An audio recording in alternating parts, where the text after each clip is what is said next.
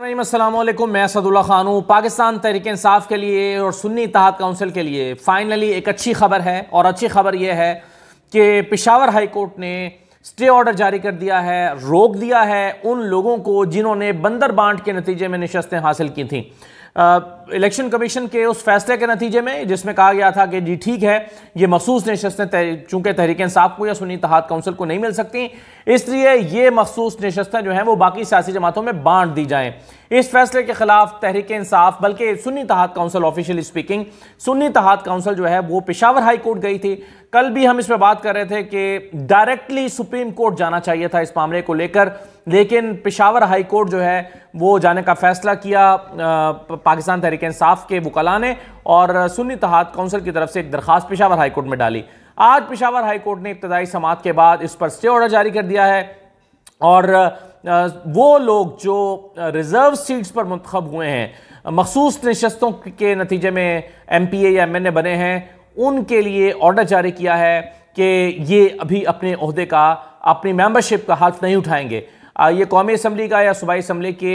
Members का हल्फ नहीं उठाएंगे, और उसके लिए इलेक्शन कमीशन को नोटिस जारी कर दिया है। अब Peshawar high court election commission को सुनेगी, उनके वकला को सुनेगी, इधर से अली जफर साहब मोस्ट प्रोबेबली अपने दलाइल देंगे, और बाकी सियासी जमातें शायद उनको भी बुलाया जाए, लेकिन ऐन मुमकिन है कि उनको ना सुना जाए, क्योंकि ये फैसला दोबारा इलेक्शन कमीशन का है। हमने एक प्रेसिडेंट पहले देख लिया था कि जब हमने देखा था कि बल्ले के निशान का इलेक्शन कमीशन ने फैसला सुनाया था, तो उसको भी इसी तरह पेशावर हाई कोर्ट में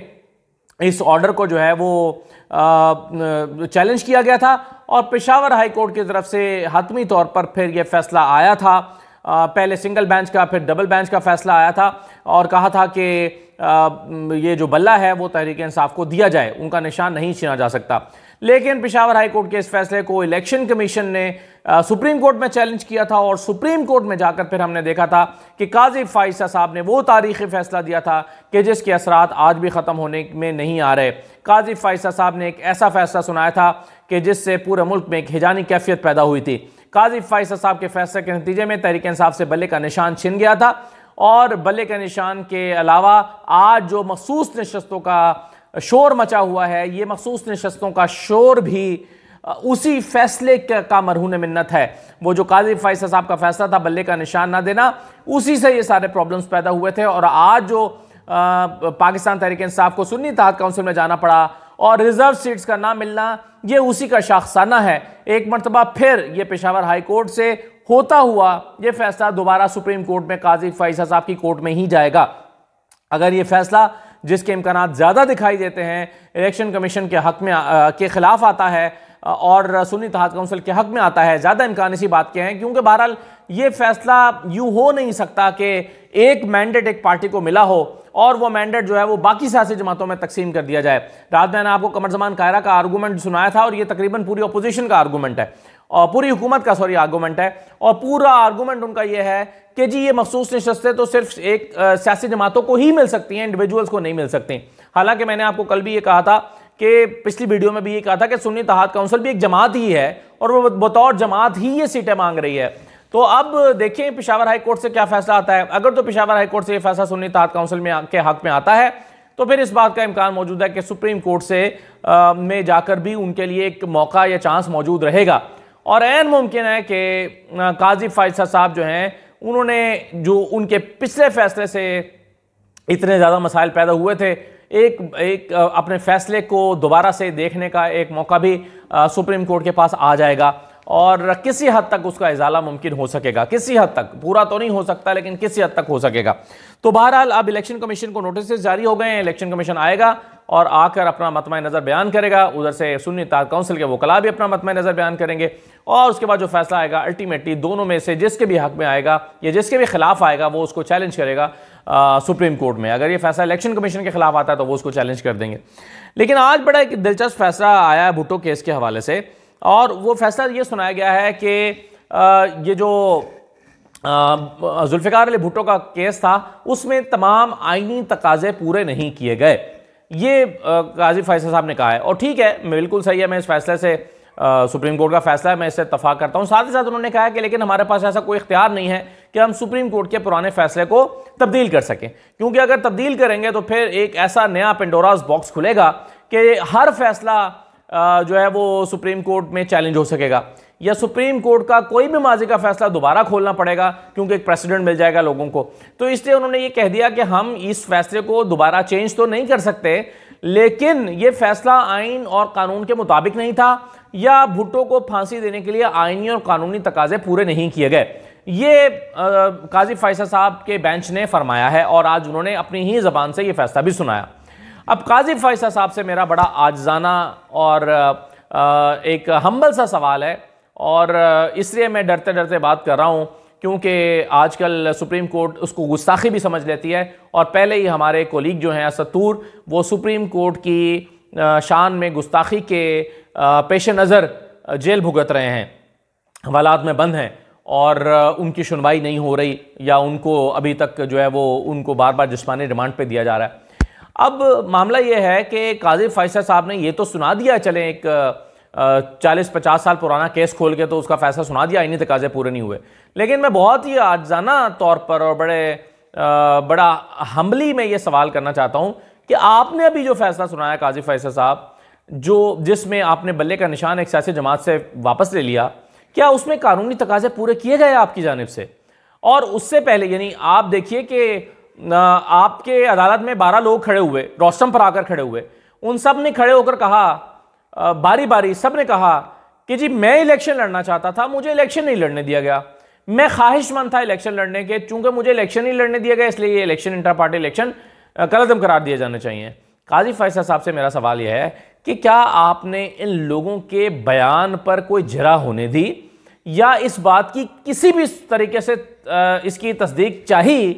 कि ये लोग ठीक कह रहे हैं गलत कह रहे हैं, ये गए भी थे या नहीं? यहाँ पर G8 में जो PTI का ऑफिस है वो वहाँ पर जाकर उन्होंने फॉर्म हासिल करने की कोशिश की भी थी या नहीं? उस सिलसिले में कोई एविडेंस आप प्रोवाइड जो है वो उन्होंने किया भी है या नहीं? क्या आपने इसकी कोई तस्दीक चाहिए भी या नहीं? क्या आप गए वहाँ पर या आपने उसके ऊपर जिरा होने दी? कोई वीडियो सबूत मांगा? आपने उसके लिए कानूनी तकाजे पूरे किए? नहीं किए। काजी फैसल साहब ने इतना बड़ा फैसला सुनाया कि जिसका के असरात पाकिस्तान की पूरी सियासत, मईशत और पाकिस्तान के हालात पर इसके असरात मुरतब होंगे, और उसके लिए काजी फैसल साहब ने कानूनी तकाजे पूरे नहीं किए। बहुत सारे आईनी माहिरीन की यह राय है, क्योंकि वो जो लोग दावा कर रहे थे कि जी मैं इलेक्शन लड़ना चाहता था मगर मुझे इलेक्शन लड़ने नहीं दिया गया, हो सकता है ये उनका आफ्टर थॉट हो सकता है वो झूठ बोल रहे हो सकता है कि उन्होंने बाद में जो है उनको ख्याल आया और इलेक्शन हो जाने के बाद वो महज ऐसे ही रखना डालने के लिए कह रहे हो सकता है वो ठीक भी कह रहे हो, लेकिन इसकी तो बहरहाल तस्दीक के बाद ही पता चल सकता है ना कि वो ठीक कह रहे हैं या गलत कह रहे हैं। तो मेरा सवाल इसमें यह है कि काजी फैसल साहब को जब इतना ख्याल है कि उस वक्त आईनी और कानूनी तकाजे पूरे नहीं हुए, तो अब हुए या नहीं हुए? फिर आपको याद होगा एक और फैसला था, लाहौर हाई कोर्ट से आया था, और लाहौर हाई कोर्ट का जो फैसला था जस्टिस अली बाकर नजफी का, उसमें कहा गया, उमैर न्याजी की दरखास्त पर फैसला सुनाया गया था, और उमैर न्याजी साहब ने कहा था कि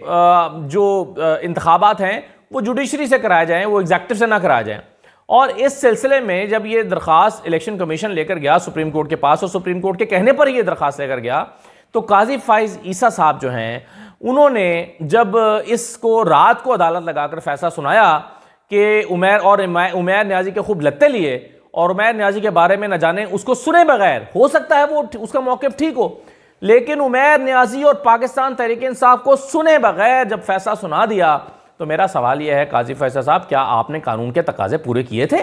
आपने एक फरीक को सुने बगैर कैसे ये फैसला उल्टा दिया, और कैसे ये फैसला जारी कर दिया कि नहीं जी लाहौर हाई कोर्ट के जज जो है, और जज के कंडक्ट पर भी सवाल उठा दिए, जज को उसकी यानी पूरी तरह से उसकी समाअत किए बगैर। क्यों? क्योंकि आपको अगले दिन छुट्टी पे जाना था, आपके पास वही रात थी, आपने रात को 11 बजे फैसला सुनाया, 10 बजे फैसला सुनाया, 11 बजे कहा शेड्यूल जारी करें, और आप छुट्टी पर चले गए। आपने फरीक मुखालिफ को सुनना भी पसंद नहीं किया, तो क्या आपने कानून के तकाजे पूरे किए थे? तो काजी फैसल साहब बिल्कुल ठीक है जो भुट्टो के हवाले से आज उन्होंने फैसला दिया है, लेकिन मेरा सवाल यह है कि कानून के तकाजे अगर भुट्टो के केस में पूरे नहीं हुए थे, तो कानून के तकाजे जो हैं वो तो इन केसेस में भी पूरे नहीं हुए जिनका मैं हवाला दे रहा हूं। कम से कम काजी फैसला साहब को तारीख को दुरुस्त करते हुए, माजी की तारीख को अगर वो दुरुस्त कर रहे हैं तो मुस्तकबिल के लिए हाल की तारीख को भी दुरुस्त करना चाहिए। कहीं ऐसा ना हो कि आज से 20 साल के बाद फिर कोई चीफ जस्टिस बैठा हो और आज काजी फैसला साहब के फैसले के हवाले से रिव्यू कर रहा हो और कहे कि हाँ, काजी फैसला के फैसले जो हैं उसमें कानूनी तकाजे पूरे नहीं किए थे। तब तारीख मेरा ख्याल है काजी फैसला को अच्छे लफ्जों में याद नहीं करेगी, जैसे भुट्टो का फैसला देने वाले जज को आज तारीख अच्छे लफ्जों में याद नहीं कर रही है। तो इसलिए मेरी गुजारिश यह है कि इस आज को, ये मुस्तकबिल में तारीख बननी है, इस तारीख को कम से कम दुरुस्त कीजिए और इसके लिए आपका जो फैसला है जो आपने दिया, जिससे पूरी कौम मुतासिर हुई और पूरी कौम के ऊपर उसके असरात मुरतब हुए, उसको ठीक कर लीजिए। और ये भी कहा है कि एक और केस में जो इनके पास गया था, एक हल्के का केस, तो उसमें कहा कि इंतखाबी नताइज से अगर मसला है, काजी फैसला साहब ने कहा कि इंतखाबी नताइज से मसला है तो मुतल्लिका फोरम पर जाएं, मुतल्लिका फोरम पर जाएं, ये उन्होंने कहा। और फिर उन्होंने कह रहे हैं कि इलेक्शन कमीशन का एहतराम करें। इलेक्शन कमीशन का एहतराम इसके बावजूद करने का वो कह रहे हैं कि फॉर्म 45 जो हमारे सामने आए हैं, उस फॉर्म 45 में हाथ से रिजल्ट चेंज करके किया गया है। लेकिन काजी फैसला साहब कहते हैं कि इलेक्शन कमीशन का एहतराम करें। बिल्कुल ठीक है, एहतराम तो जरूर करेंगे इलेक्शन कमीशन का, लेकिन इलेक्शन कमीशन के मुरतब करदा नताइज को कम से कम कोई फोरम देखे तो सही। काजी फैसला साहब को चाहिए कि कम से कम इसको देख भी लें कि इलेक्शन कमीशन ने काम अपना किया क्या है, इलेक्शन कमीशन ने अपनी जिम्मेदारी पूरी कैसे की है और की भी है या नहीं की है। तो इसलिए तारीख को दुरुस्त करने के लिए ये इकदाम उठाना भी बहुत ज़रूरी है। आज जो है वो डॉन की हेडलाइन लगी हुई है कि PMLN gets lucky as reserve seats doled out. ये बांट तकसीम कर दी गई हैं चूंकि रिजर्व सीट्स, तो इसलिए PMLN जो है वो लकी हो गई है। अब आप किस्मत की बुनियाद पर हुकूमतें बना रहे हैं, लकी होने की बुनियाद पर, लेकिन मेरा ख्याल है पेशावर हाई कोर्ट ने आज इस पर कदम उठा लिया है और थोड़ी सी तशवीश मेरा ख्याल है हुकूमती इत्तेहाद को आज ज़रूर होनी चाहिए और तहरीक इंसाफ को एक साय ऑफ रिलीफ जो है इस फैसले से ज़रूर मिला होगा। इजाज़त दीजिए, अल्लाह हाफ़िज़।